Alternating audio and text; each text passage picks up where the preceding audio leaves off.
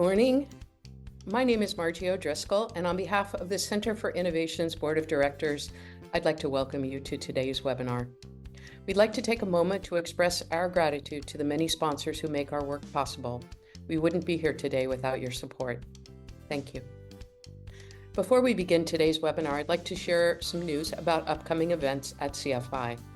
Our annual Innovation Lab, led by Professors Rachel Zombach and Vivek Rao, begins on June 7.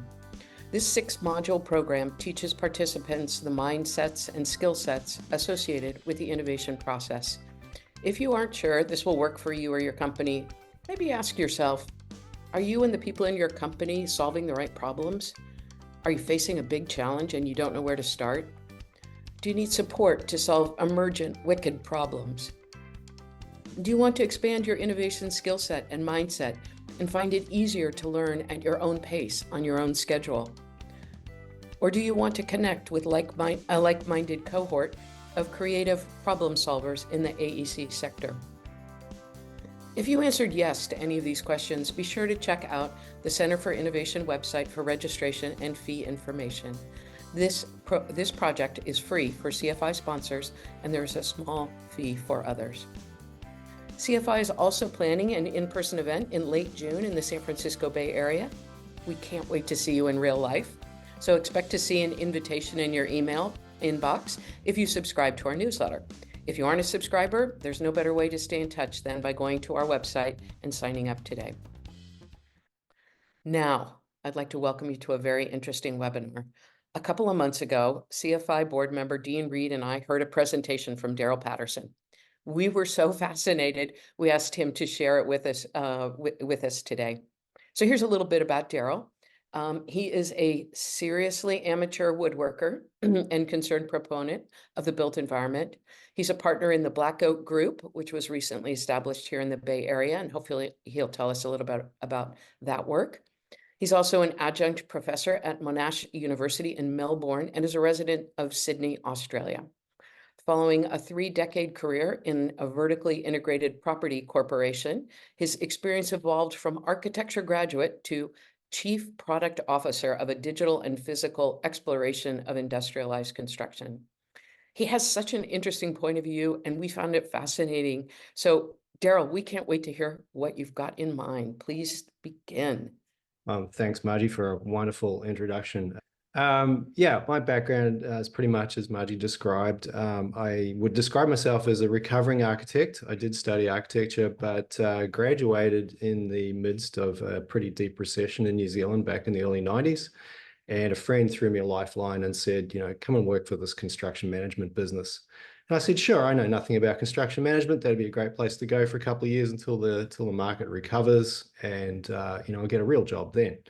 And that turned out to be 28 years. And the reason for that was it was a fascinating company. It had some really amazing people and some really amazing thinking going on. The company was Lend-Lease. They're an Australian headquartered business that has an international footprint, including here in the United States.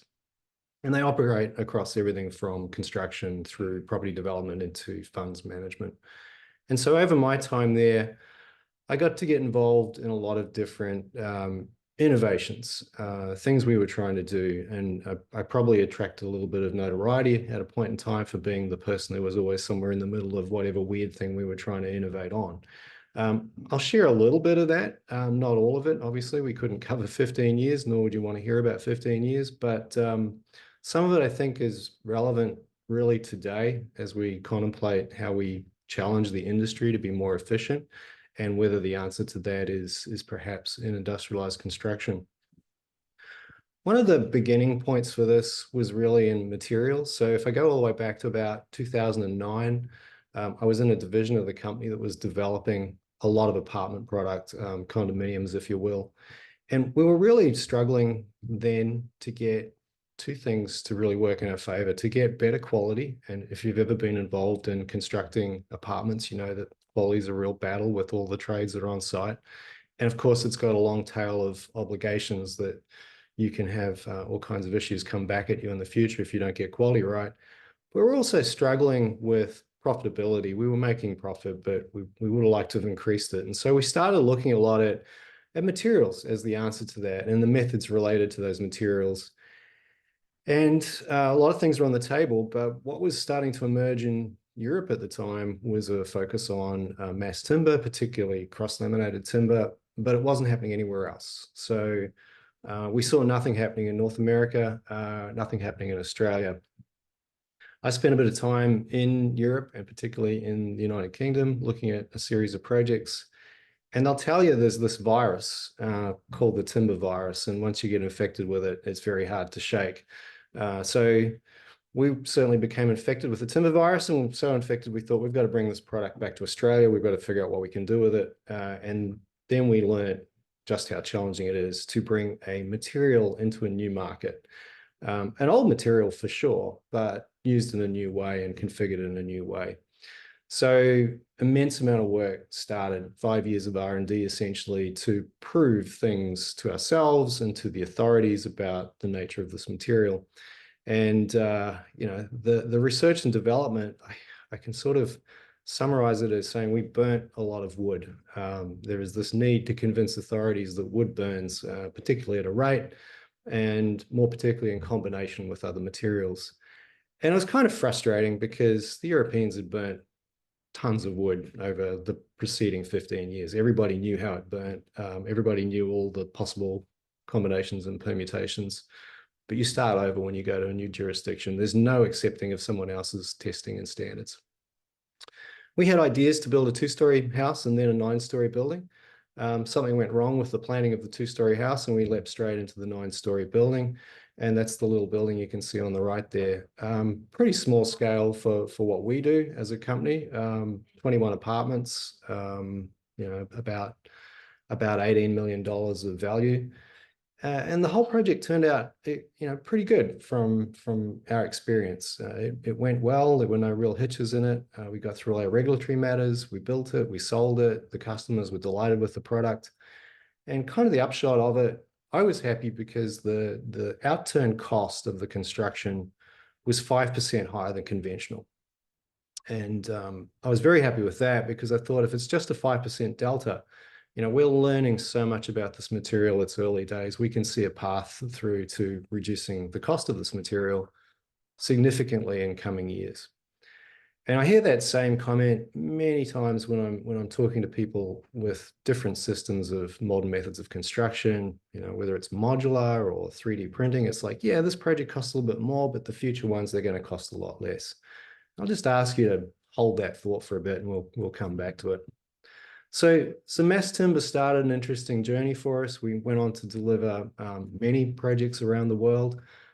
This was a student accommodation building for the Australian National University at Canberra. This had a prefabricated brick facade on top of the prefabricated structure facade. We particularly had success with projects like this one, which was a very high quality office building, and this is for downtown Sydney.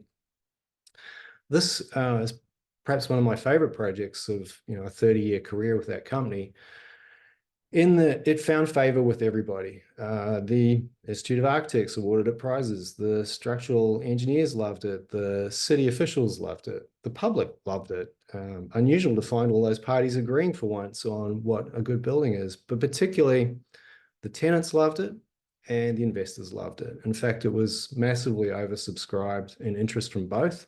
And as a consequence, it had a very successful financial outcome. In fact, one of the most successful financial outcomes that I think we've ever had on a project. And we looked at that and we said, well, this is a great result. And we have another parcel of land immediately next door. So the answer would seem to be pretty clear. Let's just duplicate exactly what we've done. And so we sat down with the architect, who's a very high profile architect in Australia with an impressive repertoire of work, and told him what we would like to do. And his response is, I don't do copy paste. So, I'm not going to give you that last building repeated. We're going to work up something, better. And what he gave us is this. And if you go shooting past this in the car or you look at it from the other side of the street, you might assume you're pretty much looking at the same building as the first building. But the architect was true to his word. He managed to change quite a few things between building 1 and building 2. In fact, my team working on the timber elements of the structure counted more than 600 differences. In fact, there's not one drawing that's usable from the first project and the second project at any level, at the shop drawing technical level or in the design set of information. And, I have to say, this is in no way a criticism of that architect or the discipline of architecture. It's just what we're trained to do. We're trained to think about the next thing and how creative we can be with it. And in fact, as a client here, we would have been incredibly happy to have repeated the same building over. The market would have been happy with that result. Everybody else would have been happy with that result. But particularly, I would have been happy with that result because there would have been the potential to learn from the first building. And that didn't really happen. Every lesson we'd learnt from the first building did not apply to the second building. It had its own unique series of problems and challenges. And so if we come back to what I said about that small building in Melbourne, it was only 5% more expensive than conventional. Well, the building on the left was 5 or 6% more expensive than conventional, and the building on the right was 6 or 7% more conventional. And this is what happened. As we went on, we built more than 20 of these buildings around the world. The cost didn't fall. The cost actually went up. And I look at that and I say, there really isn't a continuous improvement loop going on here because we are busy changing the product from one project to the next. We are not looking at ways of taking what we did the last time and iterating on it. We really want to do it different for different's sake. And I think that's one of the key challenges we have to think about if we really want to make this industry more efficient and we want to look at ideas of industrialized construction. So, we're not making any money out of these buildings at this time with regard to the mass timber. They're profitable projects, but in terms of providing the timber solutions, it's not particularly appealing. So we decided to double down, and we thought, well, what we really need to do is take a lesson out of Karl Marx's book and grab a hold of the means of production. And so, what kind of money could we make here if we vertically integrated the processes of manufacturing the material as well as developing the buildings. So we did what a lot of people have done. We stood up a whole factory and we put a team together with the factory that was a very sophisticated engineering design team. In Australia, we like to keep the name of things really simple. So if we have a bay full of sharks, we call it Shark Bay. And so with this factory, we just called it Design Make because we were designing, we were making. So it seemed to work. You can see from the dates on the screen, we ran this thing for about 4.5 years and we no longer run it. This thing was fantastic. It was incredibly well designed. It had fantastic equipment, all imported from Germany, so we know it was good. And it successfully produced quite a number of buildings. And its job was to process mass timber into its final output format. But it could also do other things. It could make wall assemblies, and it could even make modular assemblies if it was required to. And so it had a lot of flexibility and capability. But what it didn't have is it didn't have a product, right? It was really there to respond to whatever project was brought to it. And it did that. People bought project designs in and they were assessed by that really intelligent design team. And then they figured out how to divide that up into mass timber elements, and they produced it. But the net result of doing that, they were great buildings. They, again, weren't any more cost efficient than had they been built in a conventional manner on a construction site. And so the company accountants came along and they looked at this and they said, guys, you've got a lot of money tied up in this thing. And worse than that, you've got a lot of management focus tied up in this. And it's a factory that you need to continually find work for. So that all looks, like a lot of work for no real financial advantage. So our recommendation is we close it down. And that's ultimately what we did. But before we closed it, closing something like this is pretty heart-rending when you put years into standing it up. Here's an example of some of what that factory produced, that second building I was talking about. And I'm sure you can see it kind of challenges the paradigm for most people about what a industrially constructed building looks like. I mean, this thing, in my opinion at least, is a very nice building that completely belies the fact that it was spat out of a factory 50 miles away. But what we were trying to do in the latter stages of that business was to actually create a product for it. And so a team went to work on this thing, which we called the SuperPod. And, this was an interesting series of ideas, and the photograph at the top doesn't really do it justice, but we weren't trying to build a modular building. We were trying to just take the parts of an apartment layout that were the most complex, and we were grouping them together. So all of the wet areas, essentially the kitchen, the bathrooms, and a laundry facility. And we also concentrated into that the building services that would provide services to the entire rest of the dwelling. And the thought process was that these things would be fully assembled modular, but the rest of the building would essentially be flat pack elements that would be shipped to site in whatever configuration the layout of the building demanded. And there was some great stuff going on here. I mean, these were structural pods. So the first idea was we didn't want to put a pod inside a frame. We wanted the pod to be the frame. And then we took that a bit further and said, well, if we've got all of these things spread through the building, that could potentially act as a whole series of lateral supports as well as just gravity supports. So we made them little mini cores in the building, if you will.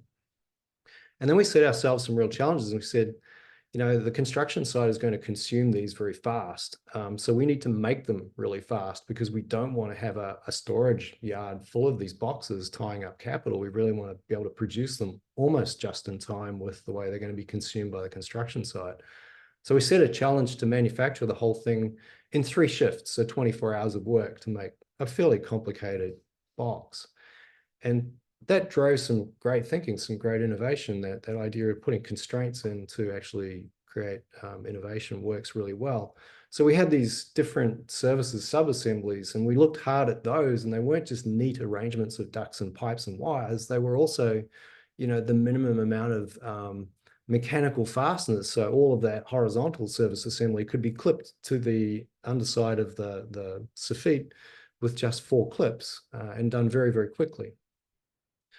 Now, when I reflect on this and what happened to it, I really wish in 2016 that I'd read Eric Ries's book, The Lean Startup. And I'm sure many of you are familiar with it. And he, of course, introduced to the world in 2011 the idea of the minimum viable product. And the problem with what you're looking at here with the SuperPod is there was nothing minimally viable about it, right? It had way too many ideas going on. We're trying to make structural pods that are lateral as well. We're trying to bring all these services together. We're trying to have finishes that don't need any wet joints in them so that we can make them in 24 hours. And too many things were happening to solve on day one. And if we paired it all back to a much simpler concept of just saying, hey, put all the wet areas together, make them in a box, we probably could have got this product to market. As it was, we set ourselves something too complex to solve within the time frame available to us.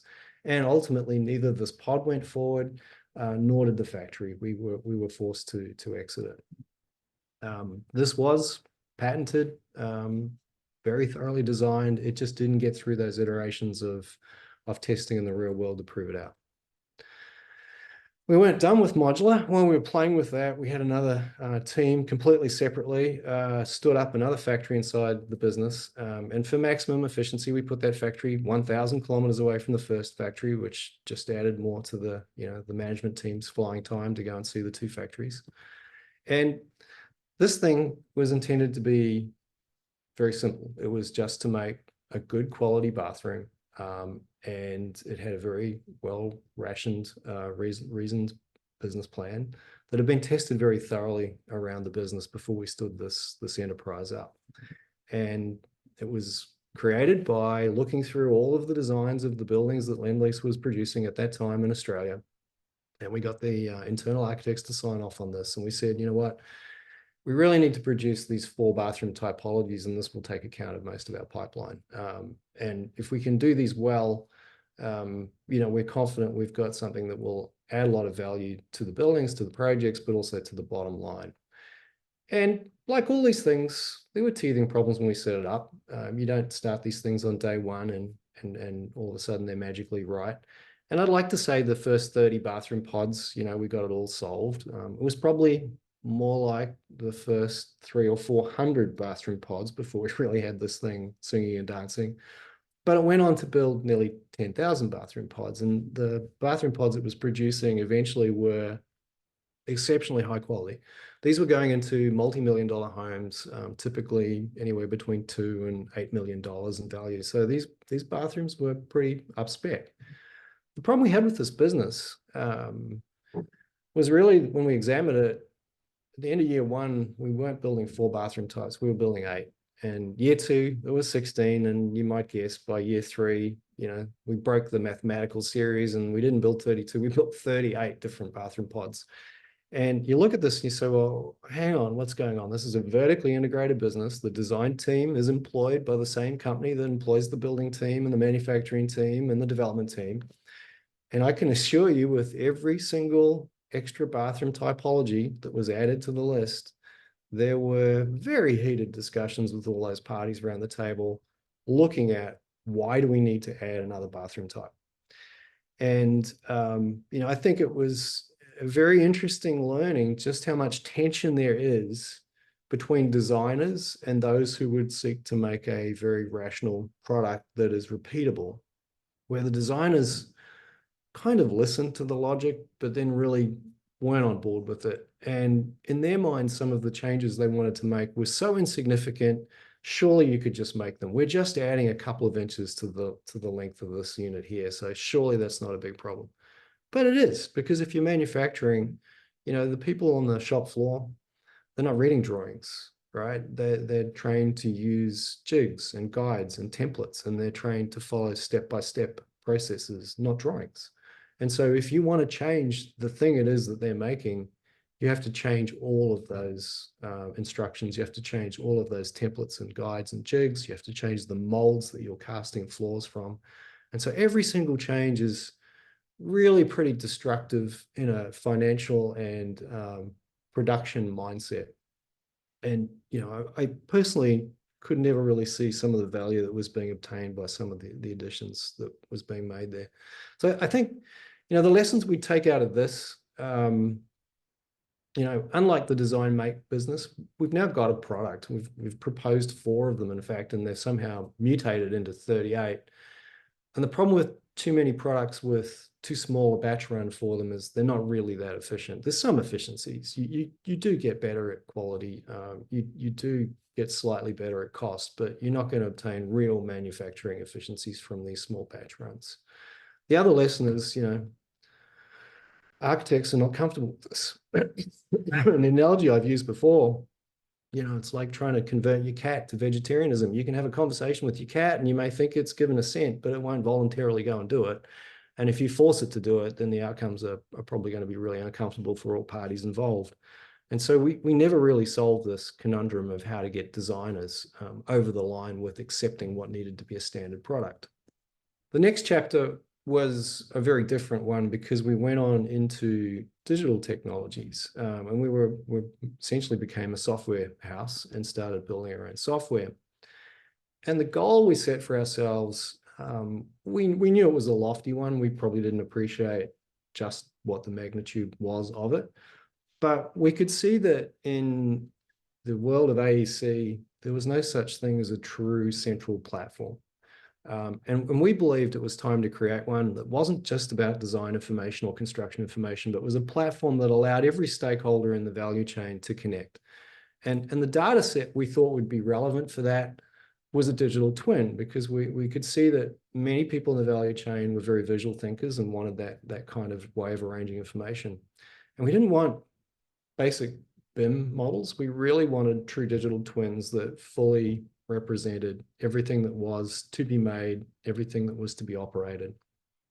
So we built a series of them, and this video is looping around one that was built for the building I showed earlier, the second timber building. And these were very, very data-rich instances. I mean, everything we could find out about the products in the building and the building itself was captured in this twin. And the detail was kind of insane, actually. You'll see in a moment in the cross-section of the glazing that every little rubber gasket is present. And why is that? Well, we can model the air infiltration through the facade and understand what it's really doing.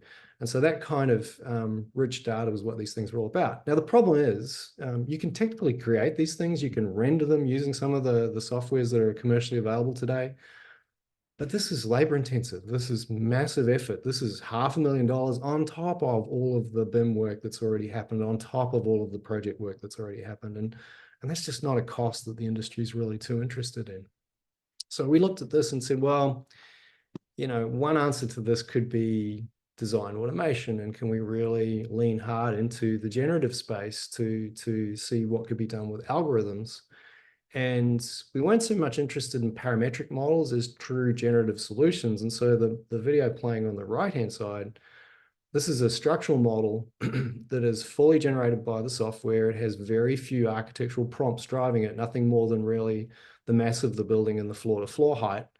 And the algorithms have to solve all of the structural design through to a manufacturing level of detail. So it's basically ready to run off to one of the factories we may or may not still be operating at the time when we're doing this. And as you can see, it's pretty detailed. It's selected components, it's selected fixings, and it's done all that by itself. And this felt like we were onto something, right? We're doing some really interesting stuff here. And we've started with structure, we've started in timber, we expanded through concrete, we were looking at steel, and we were looking at architectural design factors as well, like how do you auto-generate a facade that can correspond and talk to the structure as it's evolving.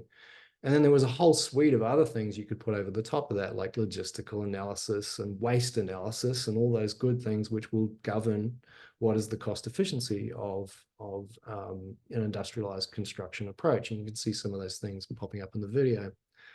The problem, however, was really twofold. One, the cost of doing this. This is a software engineering team stood up inside a corporate, so it's a big team, and it's spending a lot of money.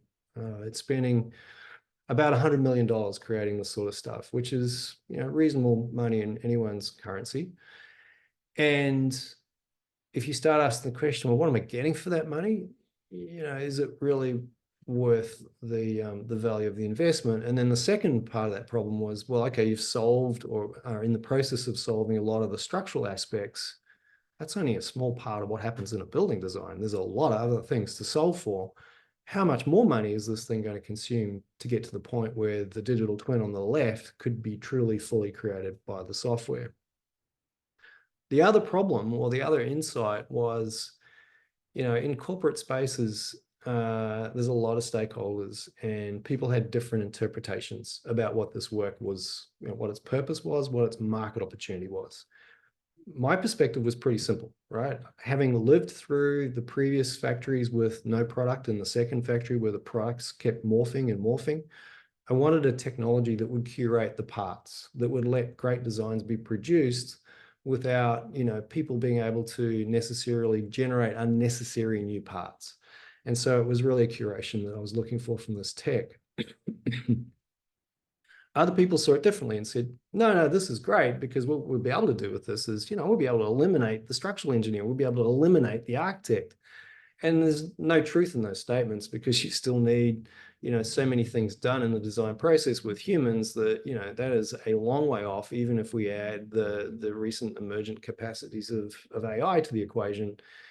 And not the least that you want someone to certify and ensure the design work that's being done and be that, consultant of record for the authority that's looking for someone to take the accountability for it. So, there's not a reality to using this kind of software to replace designers. So ultimately, this effort got wound down substantially. There is a team still working on it. It's certainly not the scale of what we originally envisaged with an industry-wide platform. What I did say, though, is we were trying to curate a industrialized construction approach here. And so what that meant was, while we had the digital team running, we also had a team within that digital team that were looking purely at a kit of parts approach. And we started with the obvious stuff. We looked at modules and we looked at mass timber, we looked at precast and all those sorts of things. And the ideas are very familiar when you talk to other companies. We'll make these components. We'll make them in factories, we'll send them to the site, and we'll bolt them together. But what we quickly came to understand is there's not a huge economic gain in doing that, right? Until those components start coming down in cost, there's not a substantive difference between a conventional approach and shipping components to site, unless you can change the way that these things are connected. And so the focus of the team shifted away from the part more into how it connected. And what we have here is an example of a connection system for mass timber columns and beams that was developed in partnership with some industry consultants out of New Zealand, actually. And well, let's just see how it worked out. So here's the model. These pre-installed pieces in the factory come to the site and allow these components to be connected in a matter of seconds. So what you'll see coming up shortly is a column being lowered onto a beam here in the test rig. An operator has to guide it into position. But as soon as it's guided down into position, it snaps, it locks into place, and now a permanent connection has been formed, and we can demonstrate that with the load it's carrying. But the nice thing is we can also reverse this connection. We can insert a tool, unlock the connector, and take the building apart again, which, you know, when we see buildings that might have a 30 or 40-year utility in terms of function, but their components may have hundreds of years of viability, I think this idea of being able to rapidly and non-destructively disassemble is quite an interesting one. There was a huge gain in productivity from going down this path. We were now coming up with connectors that could transition 60 minutes worth of work down into minutes. And in the example that we just played, you know, it's anywhere from a 10x to a 90x improvement in install time. We're also making it basically error-proof. These things can only be in one position. They are perfectly aligned. They do not need propping, all those kinds of things. And there's also not much skill required. As you saw, the operator simply has to guide part A onto part B, and the job is done. And now we've got something that can really unlock some economic value. We've got an assembly process here that's been greatly simplified. So that was pretty exciting work for us. We commercialized this. We were never going to manufacture it ourselves, so we sold it. The rights have been acquired by, in this case, Hilti, and they have considerably extended the design concept into a truly beautiful series of connectors. And I think they're bringing that to market later this year. So if we come back to the sort of central question I posed in the title of this chat, I said, you know, the question was, well, can the incumbents innovate? And I would hope from the examples we've just walked through that it becomes clear that, you know, there is, in fact, powerful potential for incumbent organizations to innovate and to do a lot of innovation. And I think it's true not just of Lendlease, but of many, many competitors. I think most of the major AEC companies have got some kind of investigation going on at the moment, or multiple initiatives going on that are not dissimilar to some of the things I've just walked through. And the reason their potential is so great is these factors that, you know, I have on screen here. That for a start, they have the things that startups don't have. They have resources, and those resources are both cash and people. And then the other thing that startups don't have is they have pipeline. They have a whole series of projects where they can take these things and hopefully, you know, test them, put them in the real world in their actual pipeline. And the consequence of that is they have genuine experience, right? They have relationships. When I was at Lendlease, if I wanted to talk to a senior executive at Autodesk, for example, I only needed to drop an email and that meeting would happen. And I can tell you now, 2 years out as a sole trader, you know, I couldn't get Autodesk to return an email, never mind, you know, book a meeting with me, because the relationship is of a different standing. And the other thing they have, which is very powerful, is brand. That brand means people will pay attention to what you're doing, and they will give it some credence. The thing we often overlook with the incumbent organizations is that the reason they're incumbent and they've achieved the maturity they have is they have good governance, right? They have excellent disciplines about how they do things. They have processes. And because of that, you know, every decision is well considered. Investments are carefully made. And that's true of everything we just looked at. There were very solid business cases. There was very robust testing. And sure, there were decisions made to shut things down. But again, those decisions to close things are as much about the governance as anything else. I look at those series of things as not failures, but they were steps in the journey where we learnt more and more with each iteration that we were able to combine into new and powerful ideas. If, however, you'd been a startup that put $40 million into a factory and then shut that factory down and there was nothing more beyond that, of course that would be a monumental failure. For us, it was, it was a cost defrayed across a series of projects, but we were able to take those lessons and bring them into what we did next. And all of that adds up to the real thing that the incumbents have, which is gravitas, right? And when I go to the Melbourne Building Appeals Board back in 2011 and say, yeah, we're thinking of building a 9-story building out of jumbo plywood, and don't worry, we'll burn a couple of sheets of it so you get a look at how it goes. They don't laugh. In fact, they lean in and they say, okay, that's interesting. Tell us more. Tell us how you're going to go about it, and tell us how we can help you. And that's a great conversation. And it never ceased to amaze me how often we had conversations like that, where people who you think would be problematic are actually prepared to lean in because of the gravitas of the organization. However, the same things which give you that potential can also limit. I think, it's often been lamented that companies throw too many people at these initiatives. We did that. Our software initiative cost so much money because we put too many people on it. We had 100 software engineers working on this at one point. Anyone who's really built this stuff will say, oh, you don't want more than 12, 20, worst case. Once it gets to that scale, that the way corporates like to resource things, you're managing too many issues at the human level and you're not making progress at the speed you would hope to. And you go, well, why do they put so many resources on? Well, part of it just seems like the right thing to do. They have the capacity to do it, but they talk about, let's bring Mary in from this department and Bob from that department, and we'll get buy-in from those departments because they're involved. And it doesn't really work out that well. You can end up with too much experience. You can sit there and say, look, we don't think these things will work because of our experience. And if we go back to Christian Claytonson writing 30 years ago, he talked about incumbents having the wrong sort of customers for new ideas. And really in the AEC space, I think we sometimes have the wrong pipeline scale. And that was certainly true at Lendlease. The ideas we had, we wanted to apply to projects to make sure they were valid, but the projects the company had ranged from a couple of $100 million to several $1 billion.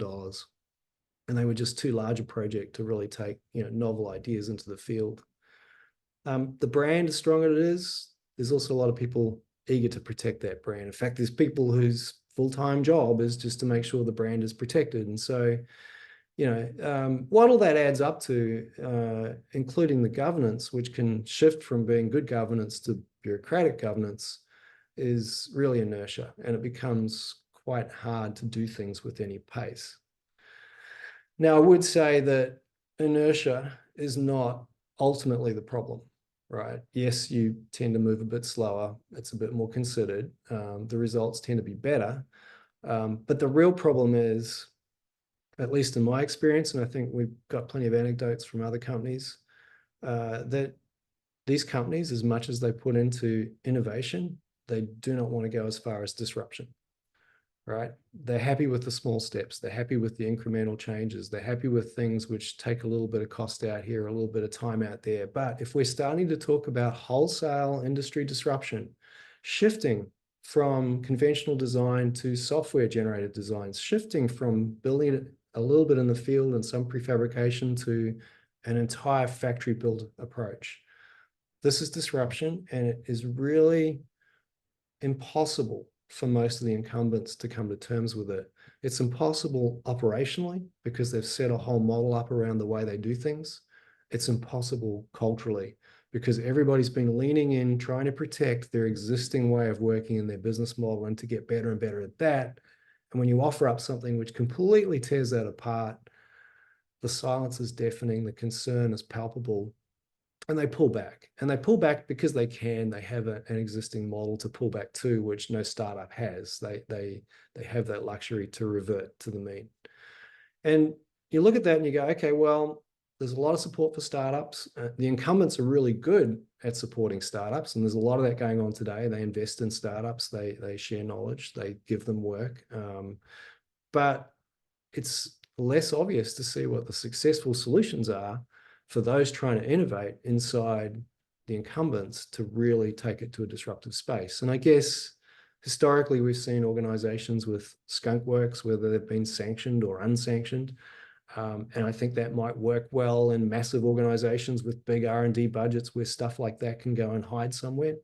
I certainly wanted to try and do that with some of the work we were doing. But, you're not operating at a scale where you can truly run a skunk works. And then maybe another idea is a spin-off, that you get it to a point, you push it out the door and you let it fend for itself in the wilderness. And for whatever reason, I think corporates are reluctant to do that too. It's kind of like, well, that was our IP. Do we really want to just poke it over the fence and see what happens with it? That feels a little bit uncontrolled.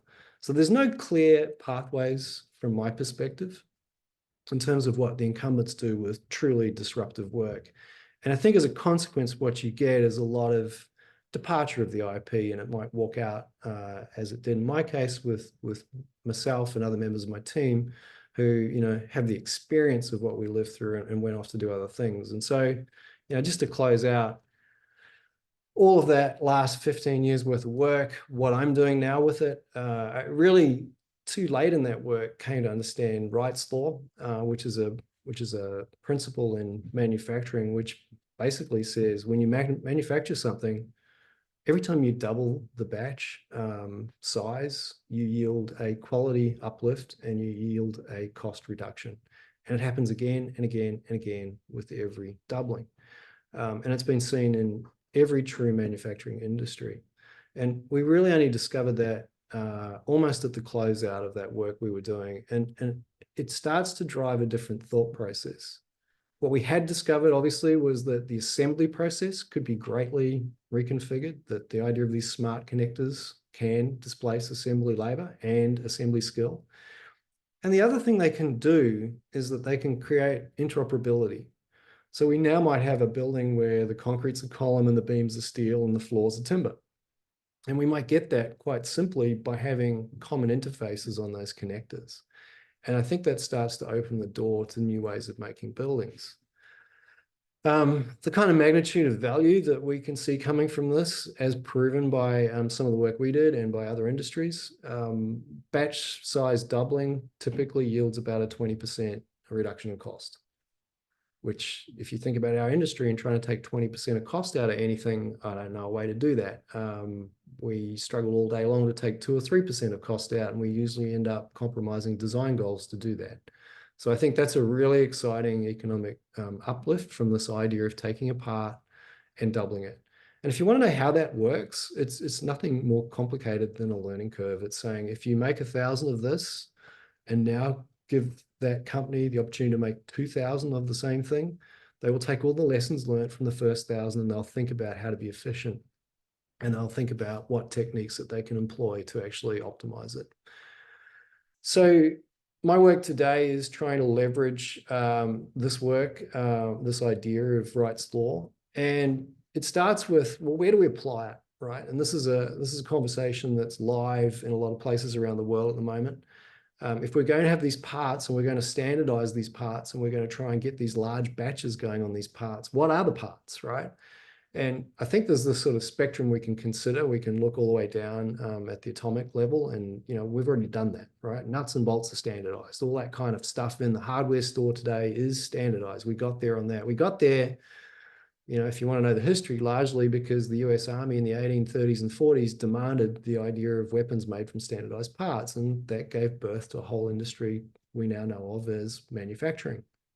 And we can sort of see that if we go to the top of the scale, we don't want to standardize at the whole building level or even the whole floor plan level, right? It's not the right answer. It just doesn't work for the nature of buildings responding to their context. It's too inflexible. And so it's somewhere below that. And some people are choosing full modular and multi-room modular approach.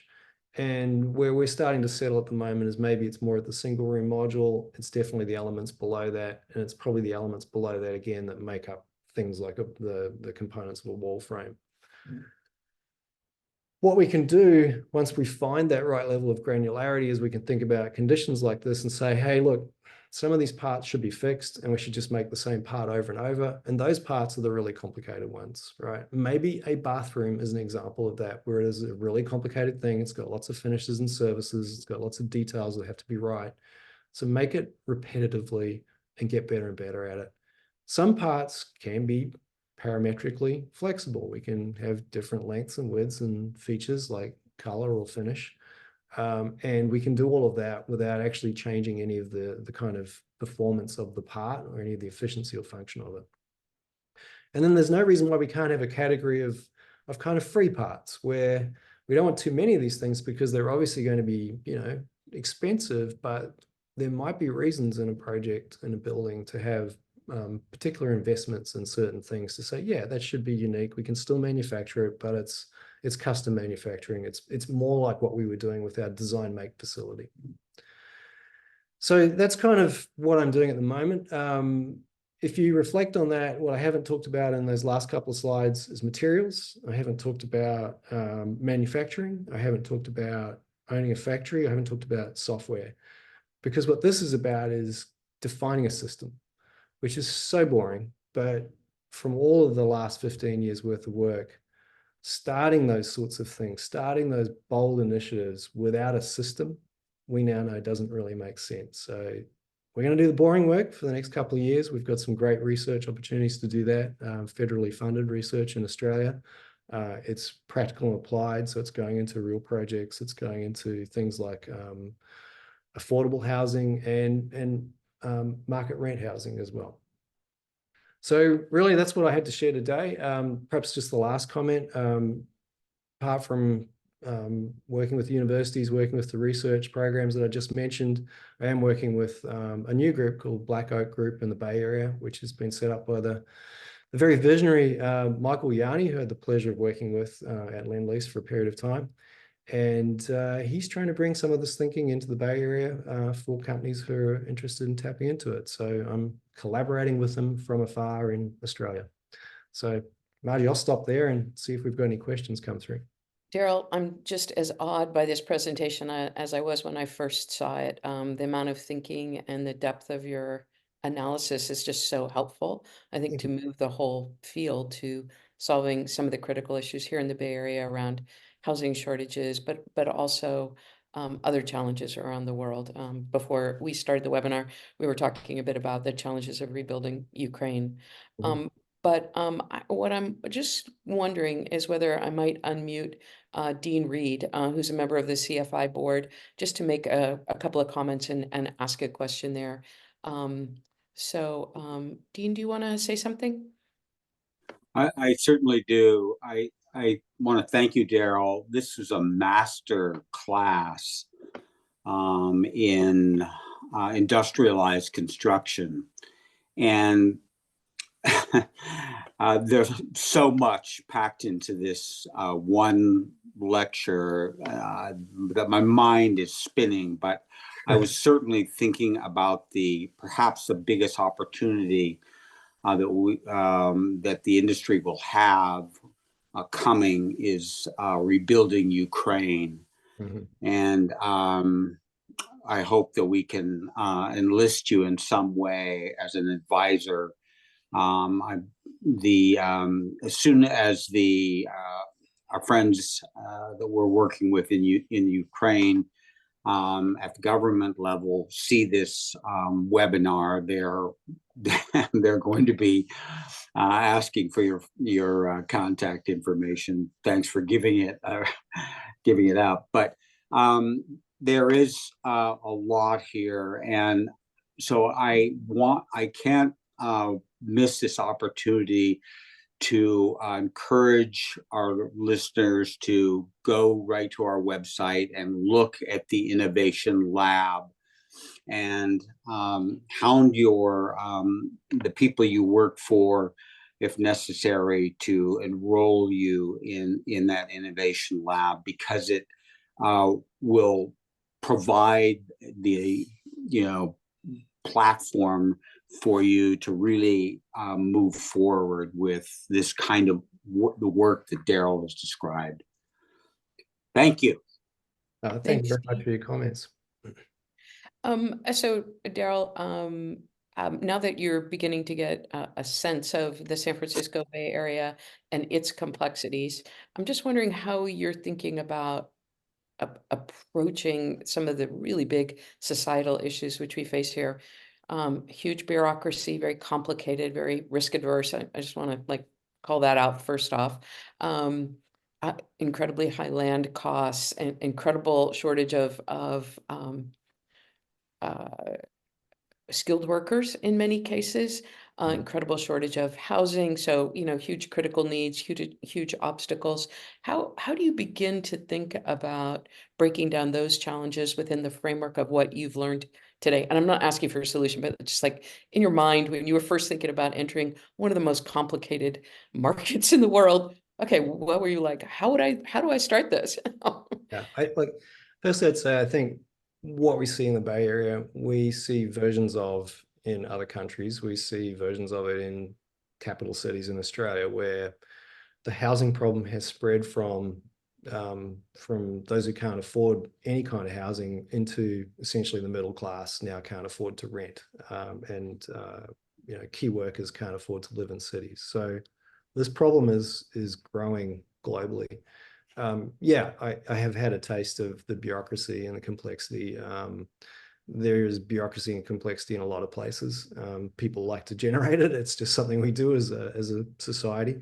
But what I've found is, like we did with a lot of those things I showed, tangible evidence is the important thing, that sooner or later, and hopefully sooner, you have physical things to show people. There's nothing beats real prototypes or even real buildings to say, we did this, this is what it means, this is how it can create value, because there is no belief in our industry in PowerPoints and pitches. People, it's a bricks and mortar industry.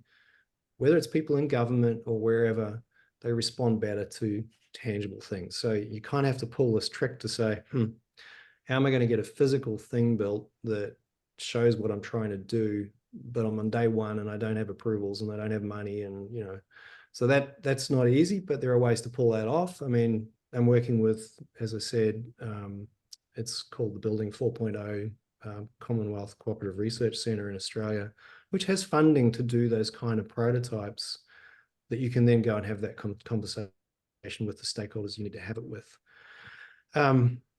Unfortunately, the answer is that it just generally involves a lot of discussion and trying to diffuse what will inevitably be a lot of preconceptions, a lot of myth making.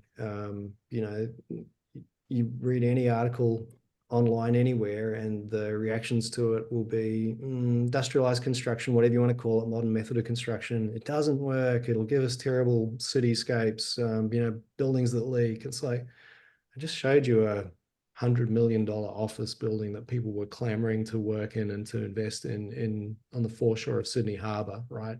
That's a manufactured building. They can be whatever you want them to be. But again, it's not a PowerPoint conversation. It's take people and walk them through it. My experience on mass timber going, back 15 years, family history in building buildings and working with wood and quite familiar with it. When I saw the concept of making an entire structure, high rise, out of massive panels of wood, my first thought process is no. That can't be right. That's just too much wood. It'll be too expensive. It'll be too hard. And it wasn't until I was in London being walked through a school constructed of this great new material where it just hit me full force. I caught that timber virus. It's like, oh, actually, this is really simple. It's really beautiful. It's really efficient. It works well. There's so few people here putting together. It's almost silent in its construction.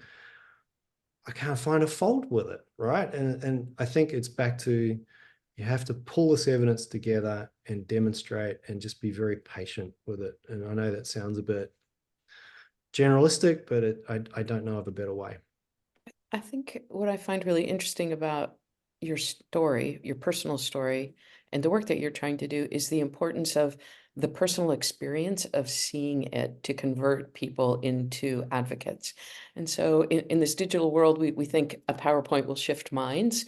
A PowerPoint is an idea usually, but to really shift minds, it so often requires someone taking you by the hand and showing you. And anyway, I just think that, maybe that becomes part of what needs to happen, is more of that, more of the, you were talking about the testing issues with the fire department, I'm sure in Sydney around Mastonbar. It's like, let's show you. Here's the video of this testing happening in London or New York or Yeah, wherever, whatever you there's pull another from. dimension to this too, which was part of, design make, if you like. And it's been my personal experience when I want to make something. What do? I produce a little model of it in SketchUp, and I go, hey, and I love the model, and now I go make it. I run it off my CNC machine. I go, that's not what I thought I was getting in that 3D model. And so I iterate like everybody does, if you have the luxury of being in that complete continuum of designing and making. And I think part of the challenge with our industry is we don't have that complete continuum. We have people who are designers of